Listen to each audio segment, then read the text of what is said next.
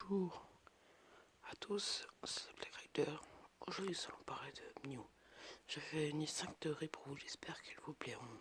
Allez, on commence. La première, tout simplement, elle est très connue. Tout d'abord, la description de Mew dans le Pokédex de Rouge et Bleu. Peu nombreux sont ceux qui l'ont vu. Si on analyse bien la phrase, c'est-à-dire que très peu sont venus car ils sont succombés ou essayé de le vaincre.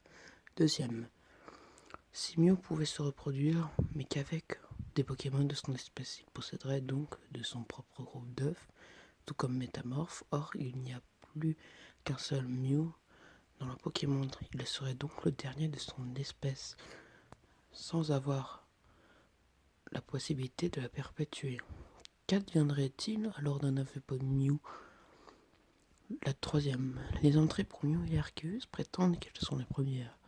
Mew étant l'ancêtre de tous les Pokémon, Arceus comme le créateur de tous les Pokémon, bien que cela ait déconcerté les joueurs depuis l'introduction d'Arceus dans Génération 4, les entrées Pokédex sont connues pour être peu fiables.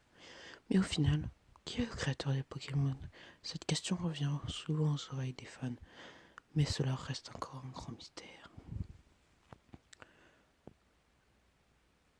La quatrième, l'avant-dernière. Avant Dialga, le temps n'avançait pas en ligne droite. Pour cette raison, Mew et Arceus se sont créés. Ils sont tous les deux premiers et non premiers. Une fois Dialga créé, le temps est devenu linéaire et il est donc clair que tous les autres Pokémon ont été créés après Mew et Arceus, laissant ces deux simultanément comme les premiers. Et la dernière, la cinquième, des scientifiques financés par Giovanni, leader de la Team Rocket, ont tenté de cloner Mew, le Pokémon originel. Seulement, le clone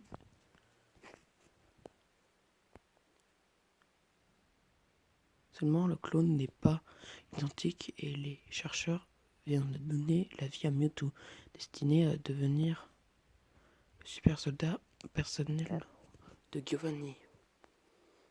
Et enfin, fin. Et n'oubliez pas de vous abonner. Salut!